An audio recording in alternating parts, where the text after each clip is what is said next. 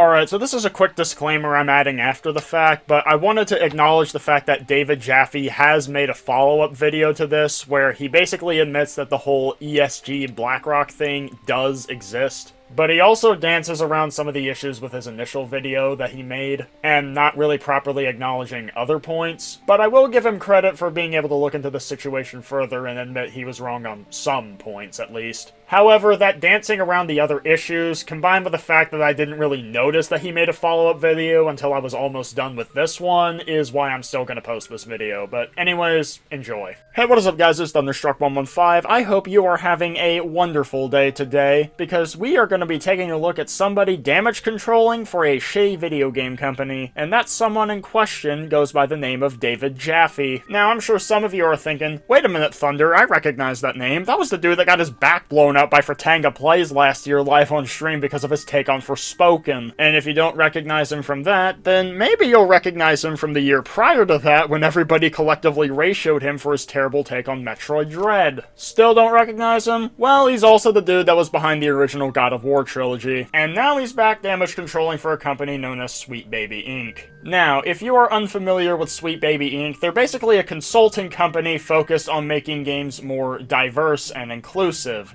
Which might not sound too bad on paper until you see the ways they go about it is like the worst way you could possibly do it. They've consulted on games like God of War Ragnarok, Alan Wake 2, and Spider-Man 2, among many others. If you want to know more, I'll link a video in the description which goes over this in great detail. I highly recommend the watch. So anyways, let's go ahead and play this shit. Look, you have a right to play what you want, like what you like, complain about what you want to complain about. I'm one of your fiercest allies and advocates in that. I believe very much in being able to express yourself, even if it's shit I disagree with. In fact, especially. There's gonna be a but, isn't there? Well, if there's anything that this video and a but have in common, it's that they're both full of shit. But this kind of Sweet Baby pile-on that I'm seeing on the internet where people are like, you know, coming after this company, because if you don't know what Sweet Baby is, I'm sure you've heard of it by now, but they're coming in Canada. They offer their services to anyone, really, but mostly video game companies, where they offer writing, narrative, representation, development services. Mostly what they do is developers, in this case we've seen God of War has used them, Spider-Man 2 has used them, there have been some games from Square, Alan Wake 2, Warner Brothers, they have a client list, okay. And a lot of companies come to you and say, hey, we want our games to be more diverse, we want our games to be more inclusive. Can you work with us on that? Because that's sort of their wheelhouse. They built a company around the idea that companies, video game companies, media creation companies are going to want more diverse, inclusive, and accurate portrayals of the diversity that they are representing. And so that's their shtick, right? That's their high concept. And you can see if you click on these, like God of War, they worked with the team, narrative character consultant, focus on representation. With Alan Wake 2, they worked on sensitivity reading. Suicide Squad, they worked on script writing, so that, you know, may have nothing to do with that. Consultate in terms of diversity. Spider-Man 2, story constellation, depending on what game. Okay. And people are coming after these guys because it's like, oh, they're woke, what do they call Sweet Baby Inc. is woke, which I guess by definition they probably are if you use the term the way I think you're using it. And they're ruining games, blah, blah, blah. To that I would say, shut the fuck up, you morons. You fucking idiots. Don't ask questions. Just consume product and then get excited for next product. That's right, ladies and gentlemen, we just all need to shut the fuck up. You know, who cares about quality? If you dare to complain about Sweet Baby Inc. or point out how most of the games they touch end up worse off because of it, whether that's in its story or its gameplay, then you're just a fucking idiot. No, you need to be perfectly okay with the stories and video games being sabotaged just to solely push diversity and inclusivity, or whatever other political message they want to push in those games. Just lay down and take it like the bitch you are. Hate to break it to you, but not being vocal about issues in the industry is not going to help anybody. Listen, let me just paint this for you, okay? Let me make it very clear for you. DEI, diversity, equity, and inclusion, is not a legal mandate, okay? It is, a lot of times, a lot of these people who seem to be opposed to anything other than the status quo will go, oh, they have to get these points, these DEI points, or there's another version of it, CSR, corporate social responsibility, ESG, whatever. None of these are legal, required. Unless you work for like a government company and they have mandated it, fine, that's its own thing. But if you're talking about a video game company, private or public, no, I'm sorry. Literally fucking nobody is claiming that it's a legal obligation. However, because of ESG money, there is a monetary incentive to go along with this. Spider-Man didn't have to go to these guys. God of War, Suicide Squad, Motorfest, which is a great game by the way, did not have to go to these guys to get anything in order to get more money or tax breaks or anything like that.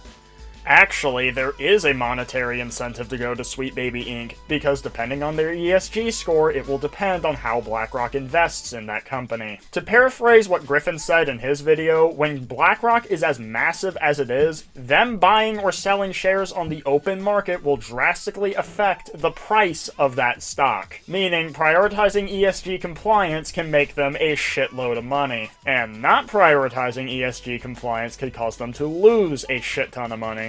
The only kind of thing that you can see is sometimes with the DEI stuff, public companies, the shareholders will be like, hey, we want to know the company is kind of really doing that sort of shit. Okay, fine. Until, here's the tricky part, okay? Until doing that kind of shit ends up hurting the bottom line. See my previous response. And then the shareholders don't give a shit. Here's how I know, and here's how you should know too. When Bobby Kotick was presiding over Activision, and up until a couple of days ago, and all the money was rolling in like a goddamn avalanche cash into the stockholders' bank accounts, as much as Kotick was reported in the press to be, if not directly involved, although sometimes, but certainly indirectly involved as it relates to enabling a culture of misogyny and lack of diversity and sexual harassment, and sometimes even worse, he was always revoted in, and the board always supported him, and the stockholders always wanted him to stay.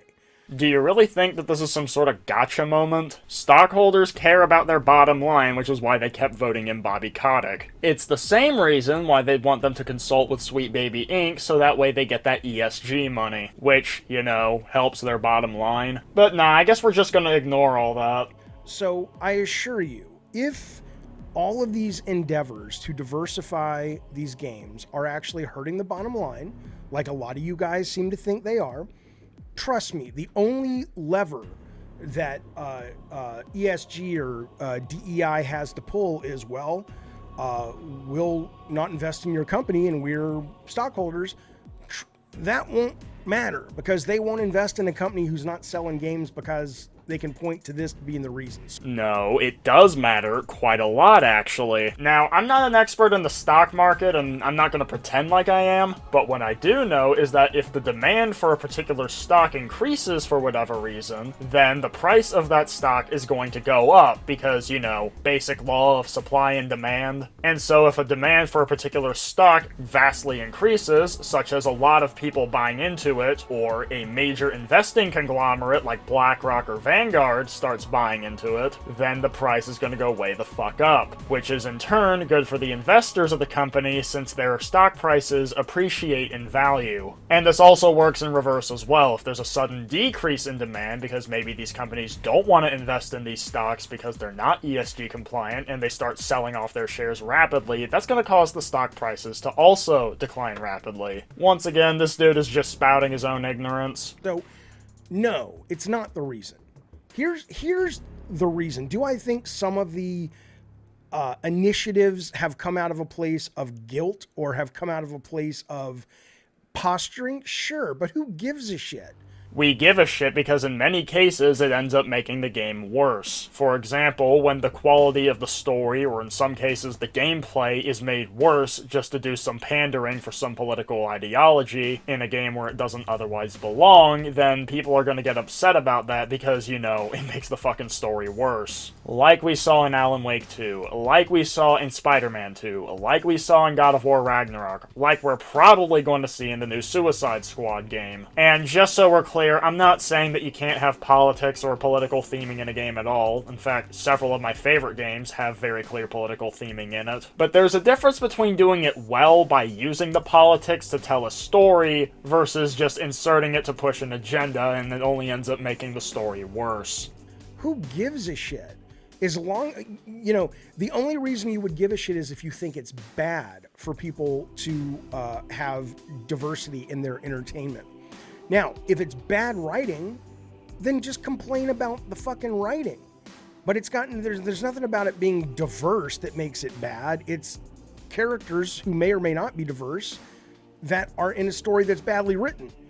But it's got nothing to do with the fact that one of them might be Latina and one of them might be a Jewish black lesbian. It's got nothing to do with that. I'm Blind Beard the Pirate. Oop.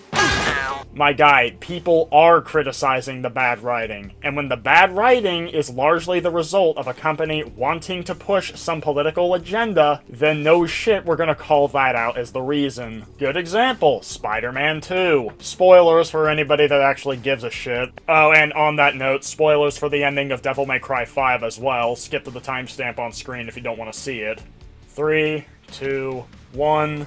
At the end of the game, Peter Parker retires and the torch is passed on to Miles Morales. And it's done incredibly poorly in a way that just does not make sense for the character of Peter Parker as Spider-Man. Now, I don't think anybody really would have had a problem with this scene if it was actually done well, but it wasn't, and seeing how Sweet Baby worked on this game for the narrative, and seeing as their mission statement is basically to push diversity and inclusivity, it's hard to see this as anything other than an attempt to get Miles Morales to replace Peter Parker just so that we have Black Spider-Man. Problem is, they didn't sit down and think through the logistics of how they could make that happen in a way that actually works well for the story. They could have done something like Devil May Cry 5, where Dante and Virgil had to go to the Underworld to sever the Qliphoth roots, which would leave them trapped there, meaning it passes the torch over to Nero since he has to keep things safe on the Earth side of things. Meanwhile, Peter Parker's reason for passing the torch on to Miles was just, I don't really feel like it, which just goes against his character. So yes, people are calling out the bad writing, but they're also calling out the reason for the bad writing existing. People don't really have an issue with inclusivity in and of itself, but what they do have a problem with is when that push for inclusivity causes the product's quality to lower as a result.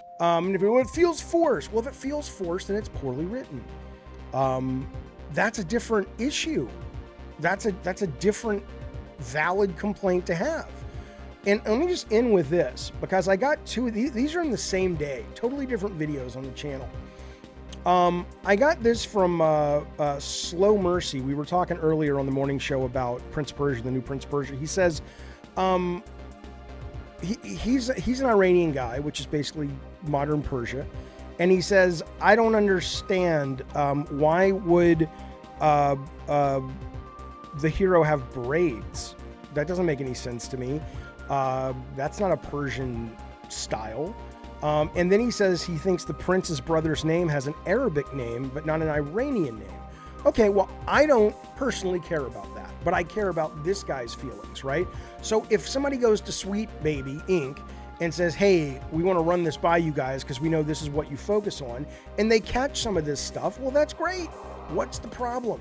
Oh, the fucking irony. Now, in the situation that David Jaffe is describing, I'd agree, that would be a good thing. The problem, though, is that Sweet Baby Inc. fucking sucks at doing that as well. So you know how in Spider-Man 2, Miles Morales and his mother are Puerto Rican? Well, there's supposed to be a Puerto Rican flag inside their apartment, but I've played Red Alert 2. I know for a fact that that's the Cuban flag. Really makes you think, doesn't it?